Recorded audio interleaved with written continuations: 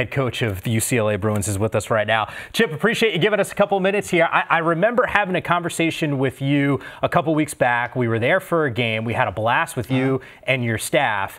And you kept using the phrase, we're young and we're our guys just at bats and the more and more reps. Sure. Before we even talk about your class and the guys that are going to make a difference in the next couple seasons, just take me through the development of the program and what you saw and how proud you were down the stretch for the progress of your players.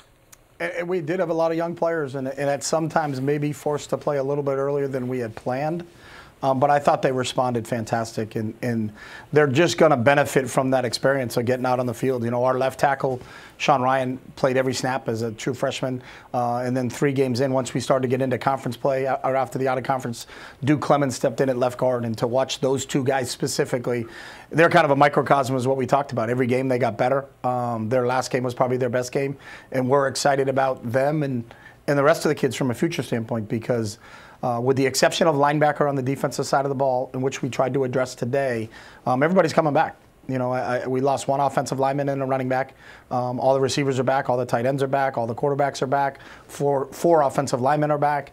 The whole D-line's back. The whole secondary is back. Now, really trying to plug in what we lost at linebacker because that's a huge loss to us in terms of losing those guys. So, yeah, let's go right to that position, Coach. I believe you signed 6 linebackers today. Shea Bryant Strother, he's somebody, when I watched him, I said, wow, this guy athletically moves all over. What did you notice and what made you go across the country to get him? I think that the athleticism that he showed at his size, he's all at 230 pounds. He could play both inside and outside. Comes from a very athletic family. His brother was a 4-year starter in basketball at BYU. He's actually playing overseas right now, I think in Israel. A heck of an athlete and also a really, really good student. And to be honest with you, will not take credit for recruiting him. He kind of recruited us. You know, he sought us out, and we got a chance to look at his film and then see what type of student he is and what type of player he was at Greater Atlanta Christian, and said, hey, we'd love to have you be a part of it. He was a national recruit, but, you know, I think he could have an impact early because physically he's built that he could play early for you. Yeah, I feel like another guy from Georgia and Miles Jackson. Who recruited him? Because however he got there, I'm glad he's there. Yeah, same thing. Miles recruited us too. And it's funny, those guys are about 20 minutes away from each other. And Miles' dad is a former famous Harlem Globetrotter. So had played, we talked, and we were there on the visit talking about playing in Poly Pavilion. And another kid that's a 230-pound linebacker already coming out of high school. Both of them are early enrollees, so we'll be on campus here on January 6th.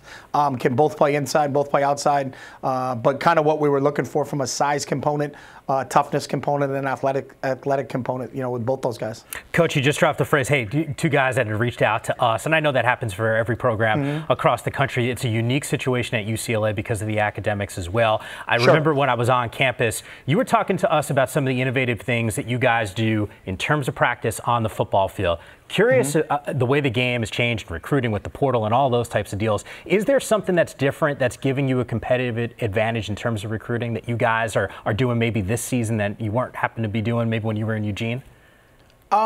No, I think recruiting itself has just ramped up. You know, I think that was one of the adjustments as we came back from the NFL was you laugh and people joke, but people are offering kids in junior high now. You know, and I don't know how you can project a junior high kid to what he's going to be like in college, but I think the whole process has kind of just sped up. But I still think you still have to take your time and do your due diligence because this process is about, is the student athlete the right fit for your university? And all these universities just in the Pac-12 are distinctly different, and they all have their strengths and they all have their weaknesses. And the key is, does the kid find the right school, and does the school find the right kid?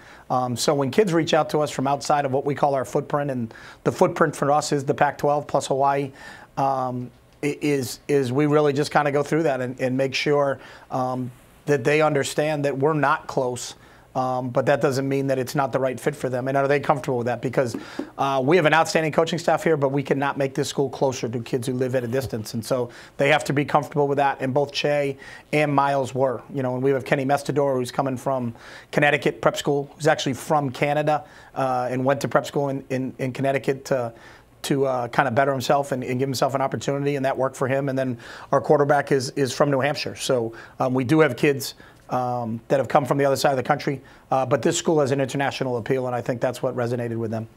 Coach, I want to double down and see if I can go 3 for 3 with linebackers that recruited you, Caleb Johnson. One of the most intriguing stories of how he ended up at UCLA. I think he played for Texas literally last year in a game against Rice. How'd that one happen? I think he just wanted to get back home. I know Coach Herman real well, and I talked to Herm, and Herm told me, give me a week because we're trying to keep him. Honestly. And I said, whatever you need, Herm. And then Herm called me and said, I talked to him about going back home, and if he wants to go back home, he should go to your place. And Caleb came over and visited, and it's a good fit. I just think he wanted to be closer to his family. And sometimes that happens when kids go away to school. They just maybe they want to get back home, and it was a really good fit for us.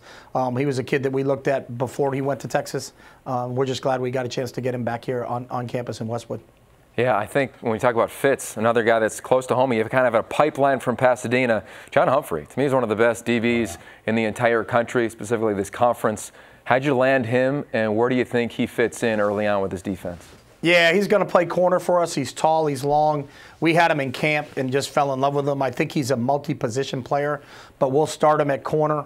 And he's a local kid. He's a Pasadena kid that, has played games in the Rose Bowl already as a high school player. Pasadena and Muir play down there, so it's been awesome for him, and he gets a chance to play in front of his mom and dad. The cool part about John, he's another early enrollee. We're going to have 7 to 8 early enrollees that I think will get a chance to come in and contribute for us next fall because they're going to be able to get here and go through the spring with us.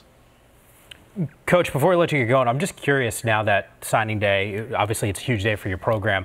What do you do to take a breath? You keep recruiting. Okay. Unfortunately, you really don't get a breath.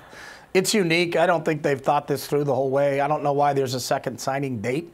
I think it should be today's a signing day, and then the kids can sign between now and February. And then if they haven't made their mind up, that they need a couple weeks in January, they can. But the fact that it closes down for 3 days and then starts back up again, then you got to scramble and see who hasn't signed, and then where are you? We only have a couple spots left, so we'll be very judicious in terms of who we take there. But there really is no rest. Recruiting is like shaving, and I didn't actually shave today, so you kind of look like a bum. But it's something that you got to do every day if you want to look good, and we'll continue to recruit every single day. So not the response I was thinking. I thought you were going to tell me head to the beach, bring the drink with the umbrella out of it. Just kind of no, that's Yogi. That's Yogi's life, not our life. Come hang out, man. Come on down to Venice. Come down to Venice. I may go surfing on the weekend, but we're tied up for the next couple of days here, sorting out what kind of went through in this first phase of this, and then really what are we going to look at, with the last couple of scholarships that we have. Coach, it's awesome to have you on the show as always. We had a blast when we were down at the Rose Bowl with you, your team, and the staff. So once again, congrats on the day, and looking forward to talking to you again real soon. All right, Yammer. No, Nick. We couldn't get Nick out for signing day? No, Nick is actually down surfing in Southern California. Yeah, he's waiting in Venice. He's got, one of those cocktails, just kind of hanging out. I got to give him a call. Yeah. He used to miss signing day when he was on my staff in Oregon, so I didn't anticipate him being here. So he doesn't want anything to do with this. No, just get the players, Cal. That actually sounds pretty familiar, but you got to have like that little exactly, the growl in the voice. Chip, always a pleasure. All right, guys, thank you.